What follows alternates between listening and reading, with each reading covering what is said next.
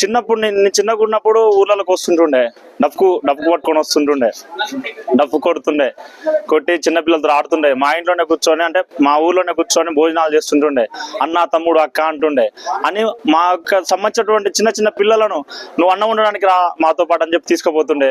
లేకపోతే నువ్వు సాంగ్స్ మంచిగా పాడుతున్నావు, మాతోడు వచ్చి ఈ యొక్క కమ్యూనిస్ట్ సిద్ధాంతం సంబంధించిన సాంగ్స్ పాడవని చెప్పి తీసుకుపోతుండే.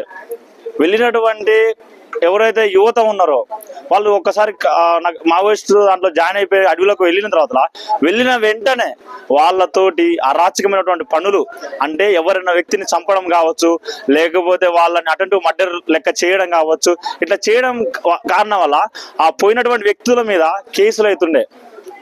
ఆ అబ్బాయికి పోయిన వెంటనే అబ్బాయి మావోయిస్ట్ అనేది ఫెయిల్యూర్ ఆర్గనైజేషన్, ఫెయిల్యూర్ సంబంధించింది, అనవసరంగా వచ్చినా నేను ఇంటికి వెళ్ళిపోతా అని చెప్తే వాళ్ళని బెదిరించే ప్రయత్నం చేస్తారు. నువ్వు ఇంటికి వెళ్ళిన